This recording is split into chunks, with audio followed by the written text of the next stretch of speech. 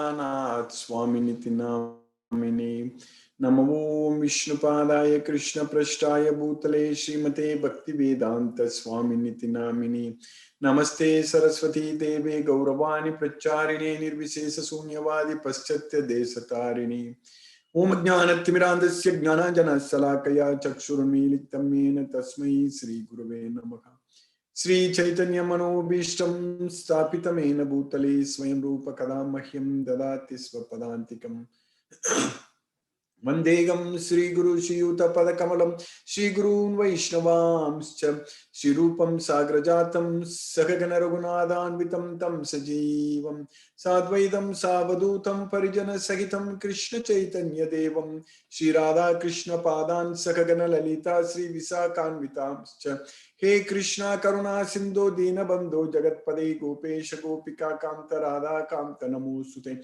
Tapta Kanchana Gaurangi Radhe Vrindavaneshwari Vishavanu Sute Devi Pranamami Haripriye Vancha Kalpatarabhyascha Kripa Sindhubhye Vachapatitanam Pavamebhyo Vaishnavebhyo Namo Namaha Sri Krishna Chaitanya Prabhu Nityananda Sri Advaita Gadadhara Shiva Sadi Gaura Bhakta Vrinda Hare Krishna Krishna Krishna Hare Hare Hare Rama Rama Rama Hare Hare Isvara Parama Krishna Satchidananda Vigraha Anadi Radhir Govinda Sarva Karana Karanam Hare Krishna. By the causeless mercy of the Supreme Personality of Godhead Sri Krishna, we are studying Bhagavad Gita every day. And by Krishna's mercy, we are understanding all the slokas very well. So in Bhagavad Gita, the song of God, now Krishna is actually giving us so many nice examples or analogies for us to understand about our life in this material world. So that way everything becomes very easy for us to understand. So Krishna gives so many nice examples, analogy. So how the senses are carrying away the mind and intelligence. So Krishna taught in the second chapter, like Vayur Navam Ivambasa. So a boat on the water is swept away by a strong wind. Vayur Navam Ivambasa. So like that, even one of the roaming senses on which our mind, if our mind focuses, then it carries away our intelligence. It carries away our mind. So just like a boat on the water is swept away by a strong wind. So like that, Krishna is teaching us very, very clearly. Kurma Angani va Sarvasaka. In one of these sloka, Krishna is teaching us that. So, Indriyani Indriyasyarte. So, Yada Samharate Chayam Kurmangani va Sarvasaha Indriyani Indriyartebhya Tasya Prajna Pratisthita. A tortoise, when it senses trouble, it withdraws its limbs inside its shell. So like that, when we sense trouble, we should be able to withdraw our senses under the control of ourself. We should be able to bring back our senses.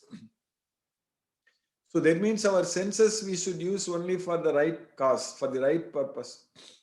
To gain this knowledge of Bhagavad Gita, we should use our senses. To serve Krishna, we should use our senses. To connect with Krishna, to serve Krishna, to glorify Krishna. So for anything which is related to Krishna, we should use our senses. Otherwise, if we use our senses, in fact, we are not using it, we are abusing it. When we try to enjoy the material sense objects, when we forget Krishna, when we go after the material sense objects, actually we are not able to use our senses, we are abusing our senses. So at that point of time, Krishna is teaching us that Yatatohi api kaunteya purusasya vipaschitaga indriyani pramatini haranti prashabam managa. So even when a person who has knowledge, who is endeavoring to control the senses, so purusasya vipaschitaga. Vipaschitaga means who has got the knowledge and who is yatatohi. Yatatohi means he is endeavoring. He is endeavoring to control the senses. Yatato hyapi kaunteya purusasya vipaschitaha Indriyani pramatini haranti prashabam manaha. So the Indriyani, the senses are so strong and impetuous that they forcibly carry away the mind. Indriyani pramatini haranti prashabam manaha. So that way, the senses are very, very strong and powerful. So if we are able to withdraw our senses, so just like a tortoise which is able to withdraw its limbs within its shell, so then we will be able to establish, we will be able to, our intelligence will get very much established. So that's why tasya prajna pratisthita. So if you're not able to control our senses, if you're not able to regulate our senses, that means if our mind is not in our control, so with the help of the mind, yastvindriyani manassa niyamyarabate Arjuna. So with the mind, with the manassa, indriyani niyamyarabate. So indriyani niyamya means one should regulate the senses, one should control the senses with the help of mind. So if our mind is not in our control and if we are not able to regulate our senses, so then we are in big trouble. So that is the science Krishna is teaching us in Bhagavad Gita. And this is applicable to each and every individual, whether we believe it or not. That's what we need to understand. See, the science, if you study physics, chemistry, or any science, all the scientific principles, scientific laws, all the mechanics and everything what we study, so that doesn't depend upon the belief. It is the fact, it is the science, so that is applicable to everyone. So we cannot simply bring this Bhagavad Gita into some kind of a belief-based thing and just like a religion and just it is only based on belief. So like that we cannot cheat ourselves because this Bhagavad Gita is a science. So whatever we are discussing or studying right now about the senses, mind, intelligence, all these things, the way it acts, the way it behaves, everything is a science, whether we believe it or not, but that is going to work that way only. That's what we need to understand. So we need to control our senses. We need to regulate our senses. We need to control our mind. We need to establish our intelligence. All these things are very important and that is needed for each and every individual, irrespective of what one believes. That's what we need to understand. So because we are not the body, we are the soul. And the sole purpose of this soul is to actually free ourselves from this. The sole purpose of this life is actually to free the soul from this material bondage. If we don't free ourselves, if we don't use this life to escape from this material well, then we will get ourselves stuck in this well forever. Then it is going to be very, very difficult. We cannot get out of this material well at all. Because that's why, as Krishna is teaching us, the senses are so strong and impetuous that they forcibly carry away the mind. So that means with the mind, what we should do, with the mind, we should think that we are not connected with the senses. So when the senses are engaged with the sense objects, the mind should think that it has nothing to do with it. That's what is very important. We should not be going after the sense objects. The mind should not go after the sense objects. Even one of the roaming senses on which the mind focuses can carry away the intelligence, just like the boat on the water is swept away by a strong wind. So, Indriyanam hi charatam yanmanonu vidiyade tadasya harati prajnam vayur navam ivambasa. So that's what is very important. We need to study and understand in this Bhagavad Gita that the senses are very, very strong. And if the mind goes after the sense objects, so then our intelligence will be carried away. So that's why the mind should not be going after the senses. The mind should not be going after the sense objects. So what should the mind should do? What should the mind should think? Mind should think that actually, naiva kinchit karo methi yukto manyetha tattva viduh pasyan sinvan sparsan jigran asnan gachan swapan swasan pralapan srijan grinnan unmishan nimishan api indriyani indriyartebhya vartanta iti darayan. So that's what the mind should think.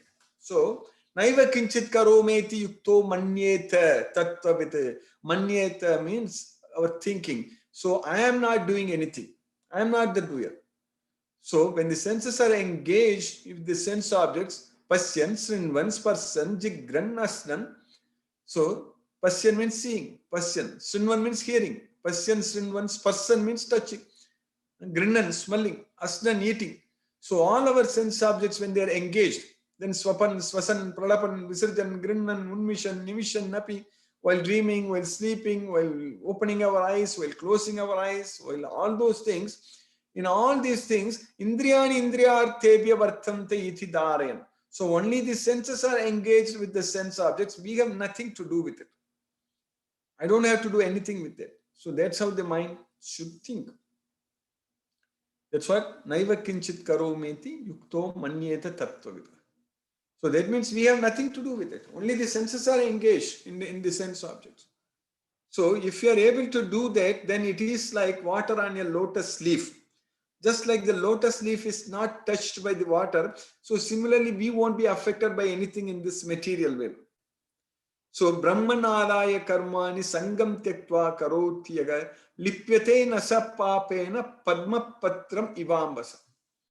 So everything, all the work, everything we should do only as an offering unto Krishna. So when we do like that, so then only our mind will not go after the sense objects. Because our mind is so busy, it's engaged in serving Krishna. Our mind is going after Krishna, not after the sense objects. Krishna is our object. So that's what is very important. Krishna is everything for us. So our mind should go after Krishna. So that way we have nothing to do with in this material world. Naiva kinchit karometi yukto manyeta tattvavitu. So that's how we need to think. So if we think like that, so then we will be actually freed from this material bondage. So that way our mind will become very strong. So that way our mind will become our friend. So that way we will be able to control those senses. We will be able to regulate those senses. So like the tortoise, which is able to withdraw its limbs within the shell. So we will also be able to withdraw our senses and bring it back under the control of the self. If we do that, we are going to get the complete mercy of the Supreme Lord. Ragadvesa vimuktaistu visayan indriyaischaran atmavasaihi videyatma prasadam adhigacchati. So if we bring it under the control of the self, atmavasam. Atmavasam means under the control of the self, then we are going to get prasadam adhigacchati. We are going to get unlimited mercy of the Supreme Personality of Godhead, prasadam. So prasadam adhigacchati. So that if we get Krishna's mercy, then all our problems are solved at once. We don't have any more problems. We don't have to struggle and suffer in this material world at all. So with the Bhagavad Gita knowledge, so much of things we are going to achieve. We are going to completely disconnect ourselves from the material world. As Krishna is teaching in the 15th chapter, what we are studying in the last couple of days, Krishna is teaching us very, very clearly that we have to disconnect ourselves from this material world completely. That means we need to detach ourselves from this material world by cutting down all the roots of our attachment by using the weapon of detachment. Asanga sastrena dridena chitva. That is going to be possible very much with the Bhagavad Gita knowledge. That's what we are getting every day. We are very, very fortunate. We are extremely fortunate that we are getting this opportunity to study and understand Bhagavad Gita every day. We are connected with Krishna by this knowledge. Actually, using this knowledge, we are actually directly establishing our connection with Krishna. So that means each and every sloka when we recite or when we hear, actually we are directly listening from Krishna. Sakshat kadayataga swayam. So Sanjaya said that Vyasa prasada shutavan yetat guhyam aham param yogam yogeshwarat krishnat sakshat kadayataga swayam. So by the mercy of Vyasa, I am able to hear everything. I could hear everything which was directly spoken by the Supreme Personality of Godhead, Sri Krishna. Yogam Yogeswarat Krishna, the master of all mystics. So Yogam Yogeswarat Krishna, Sakshat Kadayataga Swayam. So he directly spoke, I was able to hear. So that's what Sanjaya told Krishna. Sanjaya told Dhritarashtra. So now we are able to hear also. We are also able to hear. We are also able to study and understand. The way Sanjaya could hear from Krishna by the mercy of Vyasadev, Similarly, by the same mercy of Vyasadeva, who wrote this Mahabharata, Bhagavad Gita is a part of this Mahabharata. Now we are able to study and understand this Bhagavad Gita fully, and Krishna is directly speaking to us, directly giving this knowledge to us. We are able to listen to Krishna now. So that way, this is a very, very important opportunity what we have got, and we are making use of it, and we are gaining this knowledge, which is going to be very, very useful for us, because we will be able to plan our life with the knowledge of Bhagavad Gita. We will be able to plan each and every day what we should do, all our activities only based on the knowledge of Bhagavad Gita. We should be able to do everything based on what Krishna says in Bhagavad Gita. So we just have to follow what Krishna says in Bhagavad Gita and just follow and study and understand. And Krishna is saying that my devotees are so happy all the time. They're engaged in glorifying me and chanting my glories. Satatam kirtayanto ma yadantascha dhritavratah namasyantascha mam bhaktya nityayuktaha upasate. So always, satatam, always they are engaged in singing my glories. Satatam kirtayam thoma. Yadantascha dhritavrataka. With great determination, they endeavor for perfection. They yadantascha dhritavrataka. With great perfection, with great determination, they worship me. Namasyantascha mam bhaktya. So with devotion, mam bhaktya, with devotion unto me, they worship me. Namasyantascha mam bhaktya nityayukta upasate. So they are always engaged in worshipping me, always engaged in my service. Because they are great souls. They are very, very great souls. Mahatmana. Mahatmanastu mam partha devim prakritim ashitaha bhajanti ananya manassa Nyatva bhutadim avyayam. So they are great souls. Mahatma. Mahatmanastu mam partha. Oh partha, those great souls, Mahatmanastu mam partha, devim prakritim ashitaha. They take shelter into this divine nature, my divine nature. Devim prakritim ashitaha, and they worship me without any deviation. Bhajanti ananya manasa. So bhajanti ananya manasa means without any deviation. So they always worship me, knowing that I am the origin of everything. I am the origin of all living entities. Nyatva bhutadim avyayam. Knowing that I am the eternal origin of all living entities. That's what Nyatva bhutadim avyayam. Whereas the fools, they don't know. They don't understand. Mudas. So Mudas, they don't understand. So when Krishna comes in this human form and Krishna descends in this material world in this human form, avajananti mamuda manushim tanumashritam. So when I take this human form, the fools deride me. Avajananti mamuda. Muda, the fools, they deride me, not knowing about my supreme nature. Avajananti mamuda manushim tanumashritam parambhavam ajananto. So they don't understand my superior nature. Parambhavam ajananto mamabhuta maheswaram. I am the Maheswara. I am the supreme controller of all living entities. They don't know. So that's why they deride me, the fools. So whereas the devotees, they worship Krishna. So Namam duskritina mudaha pravatyante naradamaha mayaya apakrita jnana asuram bhavam ashita. That's what in the 7th chapter Krishna is teaching us in the 15th sloka. The fools, Namam duskritino mudaga. Mudaga means the fools, miscreants. Duskritino. Namam duskritino mudaga pravatyante naradamaha. Naradamaha means who are lowest among mankind. So they don't surrender unto me. That's what namam prabhatyante means. Mam na prabhatyante. They don't surrender unto me. So the fools, the miscreants who are lowest among mankind, they don't surrender unto me, and their knowledge is stolen by Maya. Mayaya apakrita jnana asuram bhavam ashitaga. They partake the atheistic nature of demons. So that's what Krishna is teaching.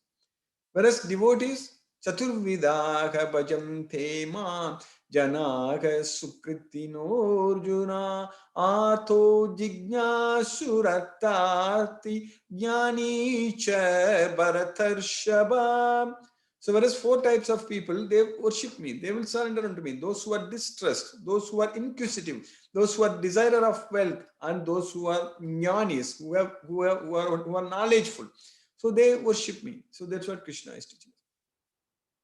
So if we worship Krishna, if we study Krishna, if we study Bhagavad Gita, if we worship Krishna, if we follow Krishna, then we will be able to actually gain this weapon of detachment. That's what we studied. So asanga sastrena dridena chitva. So this urdhva moolam. So this banyan tree. Narupamasye tato palabhyate nanto na chadihi na cha sampratista asvattamenam suviruda moolam asanga sastrena dridena chitva tatat padam tat parimargitavyam yasmin gathana nivartanti bhuyaga tvameva chadyam purusham prapadye yatha pravrittihi prasiddha purani. So that's what Krishna is teaching us. So, and then in this sloka what we studied yesterday, in this sloka number 5 in the 15th chapter, Krishna is teaching us, Krishna taught us very, very clearly that nirmana moha jita sangatosha adhyatma nitya vinivriddha kamaga dvandvai muktaga sukha dukkha samjair gacchantyamudaha padam avyayam tate. So free from false prestige, nirmana moha, and free from this association in this material world, jita sangha dosa. So jita sangha, having conquered all the materialistic association. So jita sangha dosa, adhyatma nitya. So with the eternal knowledge, the spiritual knowledge, adhyatma nitya, vinivriddha kamaga, free from all the kamas, the desires, vinivriddha kamaga, dvandvair muktaga, free from the dualities in this material world. Dvandvair muktaga sukha dukkha samyagi. So being equal in both happiness and distress, sukha dukkha samyagi. Gachanti amudaha padam avyayam tad. A person who is not a fool, who is a devotee, so who is gachanti amudaha, who is not bewildered. So he will reach the supreme destination, that is a permanent abode. Padam gachanti avyayam. So then Krishna is continuing in the next sloka, the sloka number 6 in the 15th chapter. Krishna is teaching, giving us knowledge about his abode. How Krishna's abode. So here Krishna is teaching. See, this kind of knowledge we can get only from Bhagavad Gita. Natat bhashayate suryo nasashankho napavakaga yat gatva nanivartante tattam paramam mama. Natat bhashayate suryo na sasanko na pavaka. So that abode of mind is not illumined by Surya. There is no need for sun in Krishna's well. In this material world, we need sun. Everything is coming from the sun. All the energy what we have in this earth, it is coming from the sun only. All the energy. So from that light energy only, everything is coming. So from the light energy only, the photosynthesis happens. And from that only we are getting the food, and then we are able to convert. So the electrons are actually getting transferred from the water to our body through that light energy, and then it is through carbohydrates. It goes through different cycles, and then finally it goes through the glycolysis, citric acid cycle, all those things. It goes in our powerhouse, in our each and every cell, the mitochondria, where everything is getting converted to ATP. So that's what we are getting the energy through electron transport chain. So everything we need sun, the sunlight. But whereas in Krishna's well, when we go there, because Krishna is saying that there is no need for sun, natat bhashayate suryo, and no need for moon. In this material world, all the juice in the fruits and vegetables, everything is supplied by the light from the moon. So that's what we need to understand. So na sashanko, there is no moon, and na pavaka, no need of any fire. So that's what Krishna is saying, that natat bhashayate suryo na sasanko na pavaka yad gatva na nivartante taddama paramam mama. Anyone who reaches my abode will never return back again. So yad gatva na nivartanti. Yadgatva na nivartante taddama paramam mama. That is my supreme abode. That's what Krishna is saying. So that's what yadgatva na nivartante taddama paramam.